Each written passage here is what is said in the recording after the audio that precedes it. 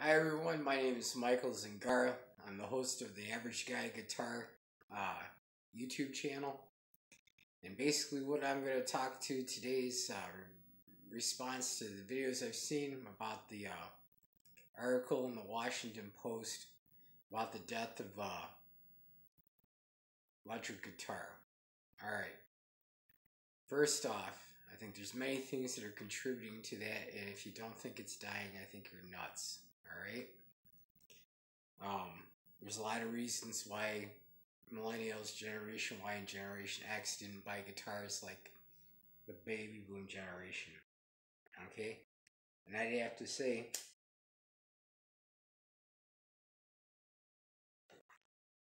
it's coming from it's the baby boomers generation's fault. Alright? The other generations are so sick of hearing about Woodstock. We don't care. Alright? You take what I call the guitar magazine mentality to guitar playing, where you have all these old ass nobody cares about or nobody should care about anymore guitar heroes. Alright? I'm not interested in what Eric Clapton played. I'm more interested in all the other American musicians that he stole from, how they played it. Okay?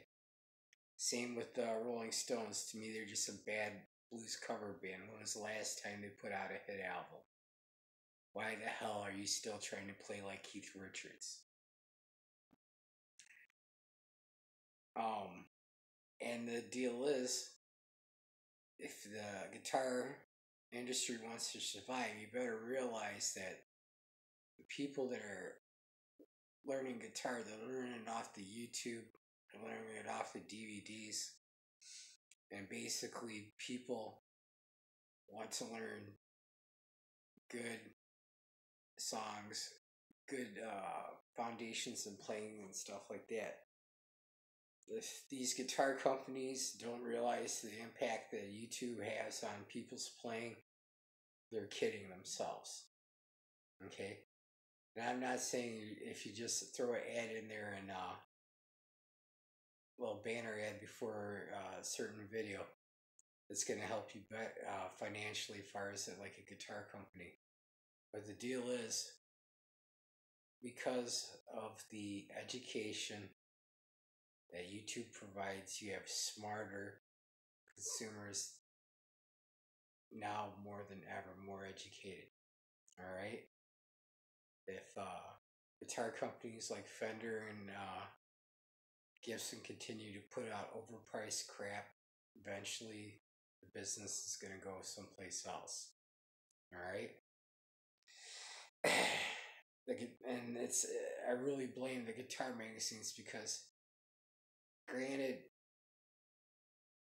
anybody who's done anything really great on guitar, you just haven't acknowledged. Okay, if you do, it's just a small little segment. There is a world of heavy metal guitarists that are more technically proficient than anybody that played in the 70s. Okay? There is a world of rockabilly guitarists out there that are fucking awesome. And you guys don't even talk about the Reverend Horton Heat. Do you know, since the guitar heroes of the guitar magazines, there's been 3 waves of ska, and you guys haven't even picked up on it? You know, that's a lot of kids that listen to that stuff. Right now it's not popular, but that shit's coming back. Do you know how many surf bands came out since Pulp Fiction? There are literally thousands of them. When the second wave of surf was happening back in the 70s, you know, there was a dozen of them. Okay, but still, guitar industry people just don't have a clue. And first and foremost, you don't understand the impact that punk rock had. It changed everything. It made your guitar heroes obsolete. That's what happened to it. You guys are running around in a Model T when the rest of the world is driving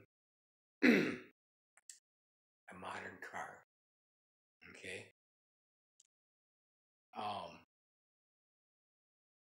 you had all the great hair metal bands. I mean, granted, I don't listen to hair metal now, but they made an impact. And the deal is, I don't know why the rock industry doesn't understand that rock is about sex, drugs, and rock and roll. Hair metal was king until they stopped showing off. And this is a sexist thing. It's a sexist world out there, but this is what happened. The hair metal was king until they stopped showing all the booty and the boobs sticking out in the videos. What took over? Rap. Yo, MTV Rap. All the booty was there, just right in the screen. And let me tell you, sex sells. Forget about all you PC ass people out there. I don't want to hear it. That's the truth. Sex sells. Prove me wrong. Alright? Chances are, if sex doesn't appeal to you, you're not going to buy the product anyways because you're a boring person. Another thing, too. America, we gotta quit letting British musicians and other musicians from around the world taking American music, American culture, repackaging it to the lowest common denominator, and then selling it back to Americans. For God's sakes, Britain, produce your own style of music for once. Alright? Let's go back to the Beatles. To me, the Beatles were an absolute horror show. They killed rock and roll in a lot of ways. All the rockabilly stuff, all the surf, all the good garage rock that no one's heard till now because it's all on YouTube, it's their fault. The reason why that happened is, and this is the truth, the record labels wanted to sell albums to little girls. That is why everything went to Beatles. Alright? And there's a lesson to be learned in that. Another death to the music is, you're not writing music that anybody could dance to or wants to dance to. If you want fame and appeal, look at John Mayer, that pretty boy. His stuff's not even danceable, but you know what? He's pretty enough where he's got a lot of female fans. Hate to say this, but popularity is driven by how many females like you. Okay?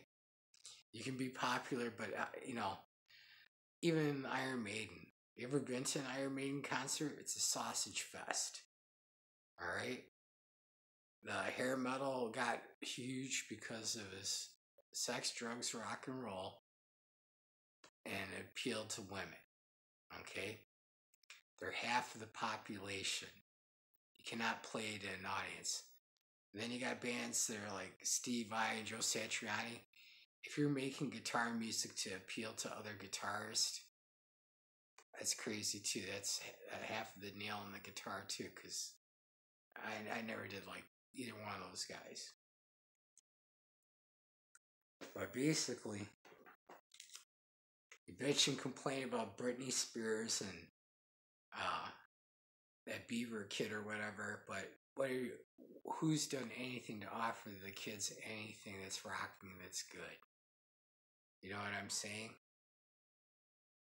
You've got the punk kids, you got the goth kids and stuff, they're listening to my generation's music. There's always good punk bands because punk changed everything. Alright? You take one of the greatest rock bands in many people's opinions, not so much mine, but Guns N' Roses, they put out a punk album. They don't get it. It sucked. Slayer put out a punk album. They didn't get it. It sucked. Alright? So basically that's what's missing. And all these indie rock bands and all alternative bands, they get that punk rock thing. That's why they're popular in those forums. So basically that's my 2 cents. Do I think rock guitar could die? And the electric guitar industry could die? Yeah, I really do. Because you're letting pussy bands that play acoustic guitars appeal, right? A music that appeals to the women. Okay? Think about it. Okay, I played in bands in the late 80s, early 90s. Why did you start playing guitar in the first place?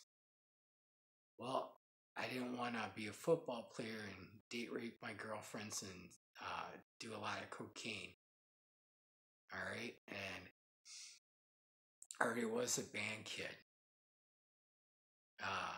The best way to be cool and get laid was to learn how to play guitar. But all you ballless wonders out there that are making music, your music just rocks. It doesn't roll.